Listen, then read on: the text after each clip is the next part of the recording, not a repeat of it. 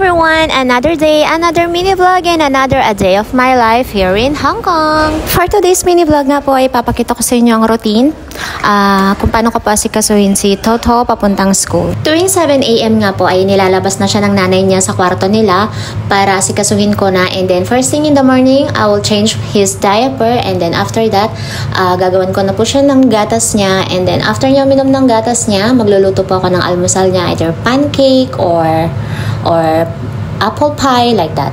Or kung minsan naman ay binibilhan na siya ng nanay niya ng tinapay niya para hindi na ako magluto ng almusal niya. Sa mga oras na to po, yung nanay niya is nakapunta na po ng trabaho niya, and then yung tatay po niya is natutulog pa po kasi mga bandang 8 pa po siya gigising at mag-aasikaso ng sarili niya para pumasok sa trabaho. Kapag ganitong busy nga ako, ay yung alaga ko naman ay busy din maglaro dito sa labas. Ayan, ganyan siya. Sobrang playful niya, hindi siya napapagod. After ko nga asikasuhin tong damit niya, ay nire-ready ko naman tong lunchbox niya. Ayan, kailangan ng wet towel at ilalagay sa lagayan, and then yung lunchbox po is yung teachers nang magbibigay kung ano yung merienda nila. And then yun lang po ang ilalagay ko sa bag niya. Meron siyang diaper, meron siyang spare clothes, at kailangan ko rin maglagay ng panghugas ng kamay niya after school, the rub and the wet tissue, and yung face mask niya dahil sobrang sakitin nitong alaga ko. Matchingan lang ng saglit, ay nako, inuubot sinisipon na pag uwi. And after naman namin maglaro ay itong at bibisan ko na siya at naglambing pa.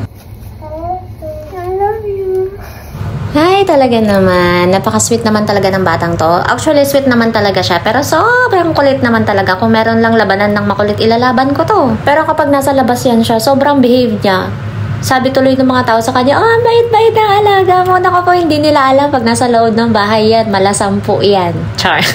Pero kahit ganyan naman, ay marunong naman siya sumunod. Actually, marami na rin siyang alam. Mga ABC, how to identify animals, and shapes, colors, ganyan. Marunong na siya. And ito nga, dadalhin ko na siya sa school. Sa mga oras na to ay 8:45 na po in the morning, and then kailangan ko siyang madala sa school before 9. Ayan, kasi maglalaro pa muna sila bago mag-start ang klase. And then 3 hours po ang kanilang klase, so susunduin ko siya ng 12, and bababa ako ng 11:30 para eksaktong 11:50 ay nandun na ako. So fast forward nga ay nasundukan na po siya, at eto nga at pinapakain ko na siya.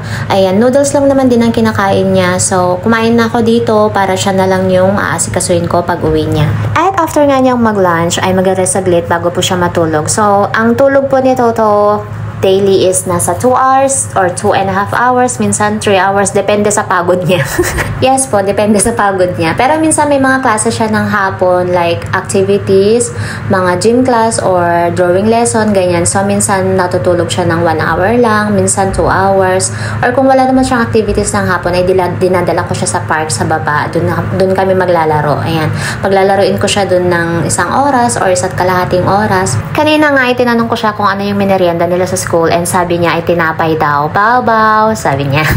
So, yun lang. Sa mga oras na to ay natutulog na po si Toto. Inayaan ko na siyang mahiga dun sa kombi niya hanggang sa makatulog na siya habang inaasikaso ko nga tong mga gamit niya. And si Toto nga po ay first na alaga ko dito sa Hong Kong, and first timer din po ako sa Hong Kong, and then natapos ko na rin yung first contract ko. So, yun po. And this is my daily routine with Toto, and thank you for watching po. See you on my next mini vlog. Salamat!